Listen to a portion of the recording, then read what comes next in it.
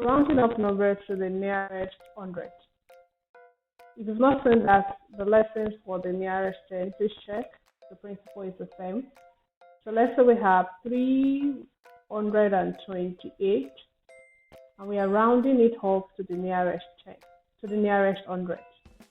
First, look at the place, the digits in that place. This is unit, this is 10, and this is 100.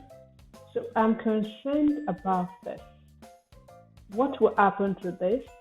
Is the digit after it big enough to make it go up or remain the same? So then we look at this digit 2. The benchmark is 5. So we are looking, is it less than 5, equal to 5, or greater than 5? Since 2 is less than 5, what that means is that all of these digits will become 0. So we have 300. What you are trying to tell us is that 328. Where is 328? Since we are talking about hundreds, between which two hundreds can you find 300? 328, sorry. 328 is between 300 and 400.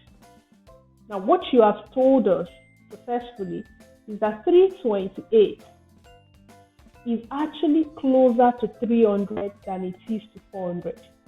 Is that not true? Just look at it. 300 is just 28 away from 300. It still has about 72 more to get to 400, right? That's what it means. Let's see another example. If we have 1,524 and we are rounding it up to the nearest 100. Again, you look at the digits in that place. This is 100 and this is 1,000. You have 100, you have tens, you have units. You are concerned about hundreds, which means that the ones before the 1,000 will definitely remain the same as it is. But we want to know if 100 is the 5, is it going to be 600 or is it going to be 500? The digit after determines. 2 is less than 5.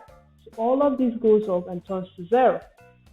So 1,524 to the nearest 100 is 1,500. The last example, let's say we then have this. So let's say we have 1,279 to the nearest 100. Again, the digits in the 100 place is this, because this is 100 and this is 1,000. We're not concerned about the 1,000, so it remains as it is, 1,000. So what happens to 200? The digit afterwards, in the 10th space in this case, 7.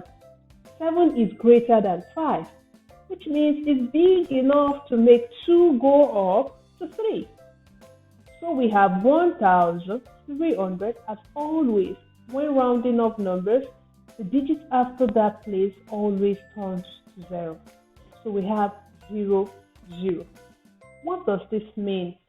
Since we are rounding up to 100, 279, because you're concerned about 100, so you're looking at everything together. 279 is closer to 300 than it is to 200. Do you agree? So even after solving it out that way, also think about it logically.